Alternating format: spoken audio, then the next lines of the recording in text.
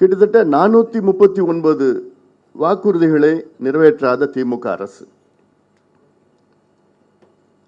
505 439 வாக்குறுதிகளை நிறைவேற்றவில்லை. இதுல பர்சன்டேஜ் பார்த்தீங்கன்னா கிட்டத்தட்ட அவர்கள் நிறைவேற்றியது 12.94%. 12.94%. சரி, 13% வச்சுக்கீங்களேன், 13 விழுக்காடு வச்சுக்கீங்களேன். ஆக 87 விழுக்காடு வாக்குறுதிகள் திமுக நிறைவேற்றவில்லை. இது ஆதாரபூர்வமாக இதில் இருக்கிறது.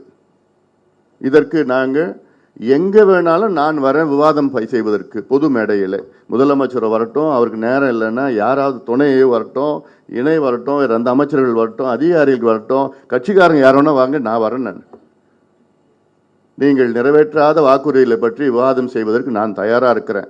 எந்த மேடைக்கு வேணா நான் வரேன். நான் ஆக வெறும் 13 விழுக்காடு வாக்குறுதிகளை நிறைவேற்றிய திமுக இன்னைக்கு மக்களை ஏமாற்றி முதலமைச்சர் அவர்கள் 98 விழுக்காடு நாங்கள் நிறைவேற்றி விட்டோம், 97 ஒரு நாள் சொல்றாரு, 98 ஒரு நாள் சொல்றாரு, 90 ஒரு நாள் சொல்றாரு. ஏன்னா அவருக்கு தெரியாது, அது பொய்.